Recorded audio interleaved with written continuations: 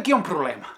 Nosaltres vivim d'un bar, l'oficina, Sí, hemos tenido que cerrar la cuarentona. que estamos en quarantena. I ara, doncs, no tenim res per treballar ni per jalar. Bueno, sí, pero estamos juntos al menos, ¿no? De tanto estar en casa, pues al final saldrán un montón de niños dentro de 9 meses. Sí, Charlie, yo no sé si te has dado cuenta que tú y yo no podemos tener hijos. Va, pues podemos, no sé, algo cibernético, ¿no? Como está todo ahora en las pantallas, pues no sé, pues nos dibujamos un muñequito aquí y les damos de comer, como un Tamagotchi.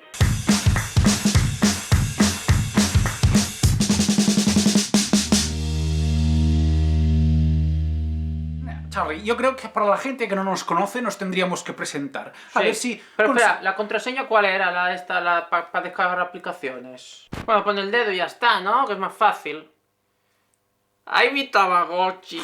Ja tenemos bebé. Bueno. Mi Tamagotchi. Que estem aquí tancats des de fa 15 dies. I això va perillar-ho. Ya lo sé que es duro, Charlie, ya lo sé. No, que se me ha muerto mi Tamagotchi. Pero si te lo acabas de descargar. Si no me ha durado ni 5 minutos. Y tú quieres ser padre, ¿no? Un momento, déjame tu dedo que así descargo otro.